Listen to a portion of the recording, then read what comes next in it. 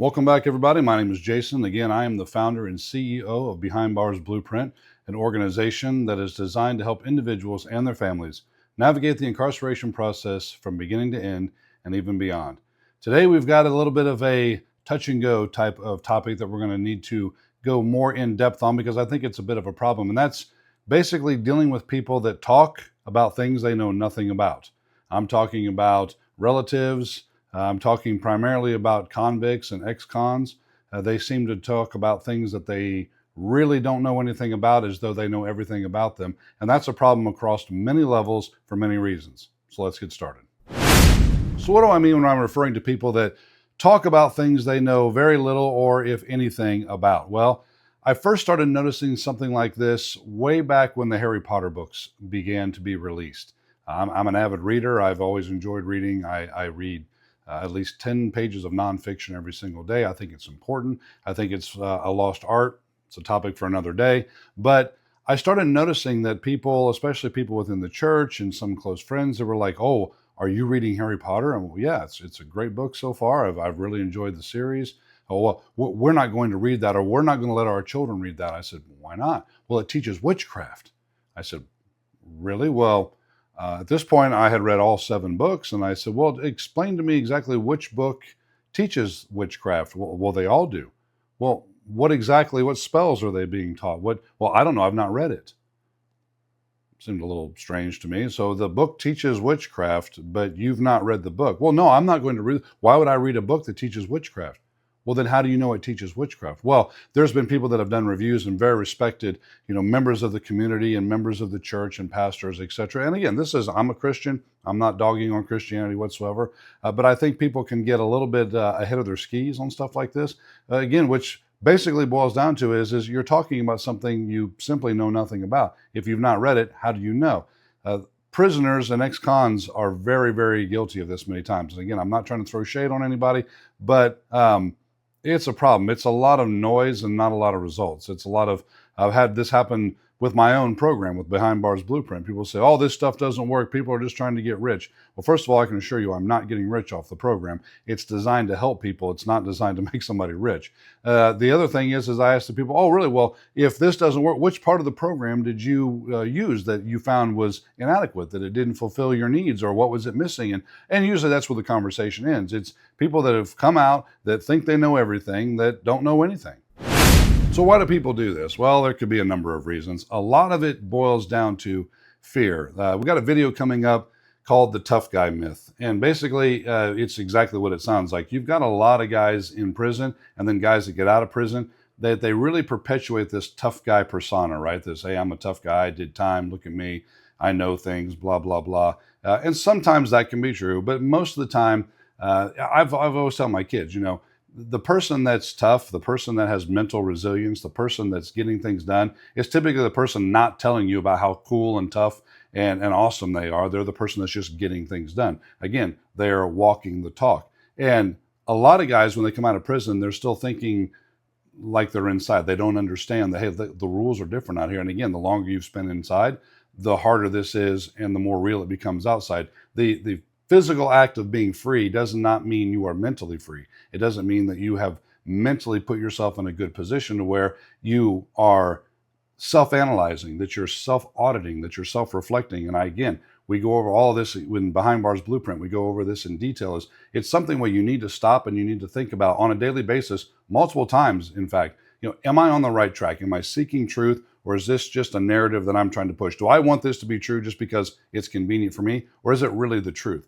And that's something that separates the successful parolee, probationary, ex-con, whatever you want to call it, or just the everyday person from someone who always seems to have an excuse why they're not getting ahead in life. So where does this type of mentality come from? This, talk the talk, but don't walk the walk type mentality. This, "I know everything just because." And it's pretty pervasive. And I will say that social media has really brought this to light. I'm not saying social media is the sole source of this, but it is a primary source of this. Basically, social media, it rewards opinions. It doesn't reward facts. It rewards opinions. And a lot of times people will take their views and confuse them with values. Just because you have this view on something, you think, well, that's my value or what I think is valuable. And it's not a lot of times. It's, have you checked this? Have you ran it past anything else that disagrees with you? Or is it just, hey, this is what I think, so this is what must be true? It's not something that is very beneficial as an individual or as a society, but we're neck deep in that, and I don't see it getting any better anytime soon. That's why it's so important, again, to deal with truth, and you must focus on truth at all times.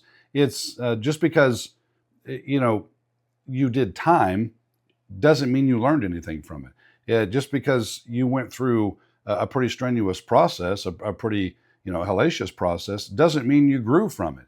It's what you did with that time when you were in there, and the values and the views that you developed in truth that matter the most. And a lot of people just don't do that.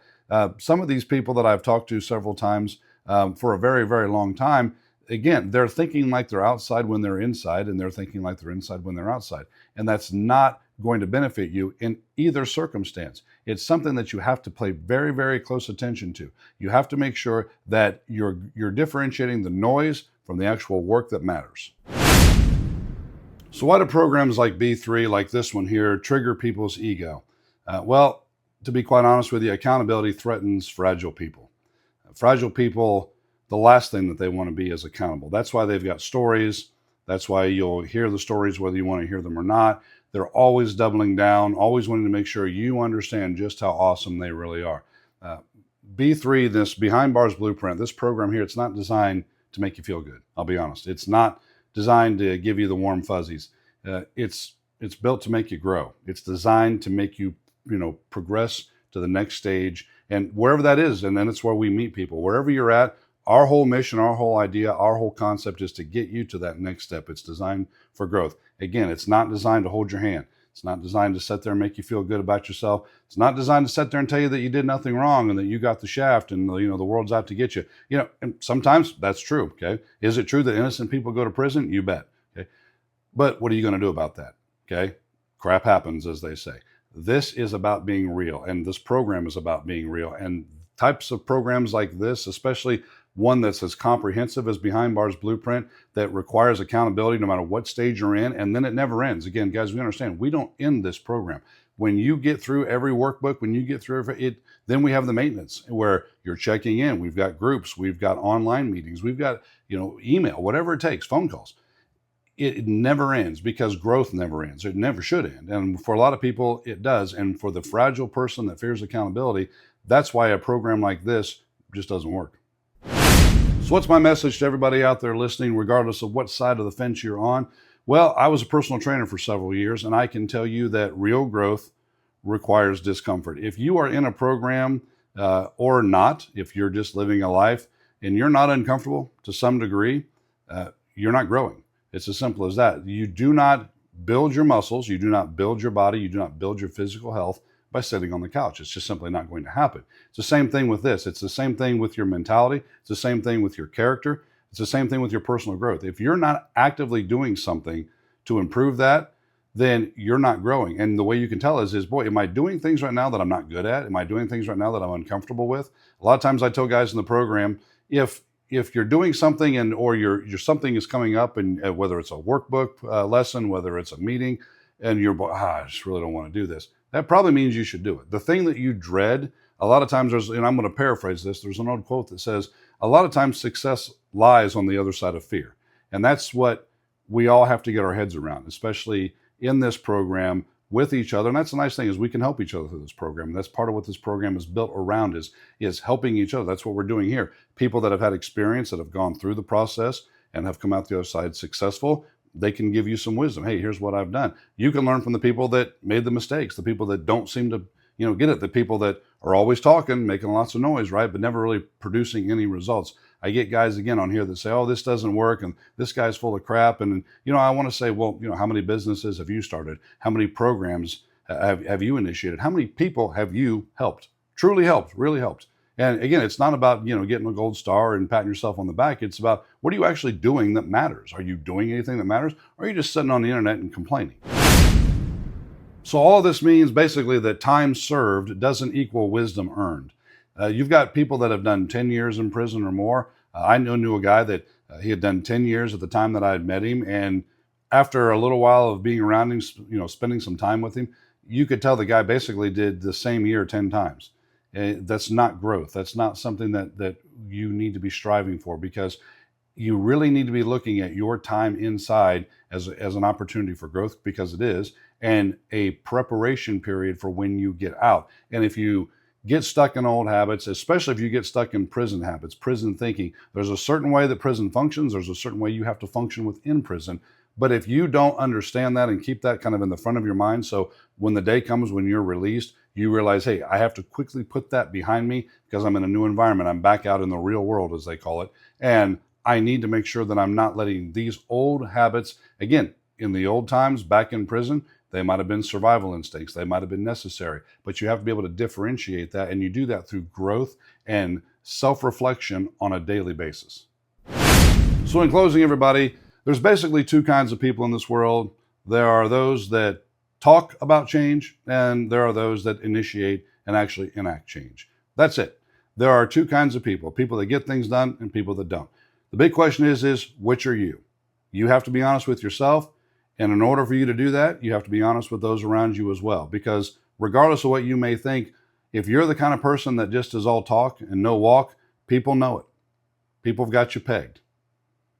Hope this helped, guys. Again, hope this video has been informative. If you have any questions or comments, leave them down below. You can get on our website at www.behindbarsblueprint.com. Check out all the resources we have there. We're also on Amazon. If you want to check out the workbook series, you can get it either on the website or on Amazon.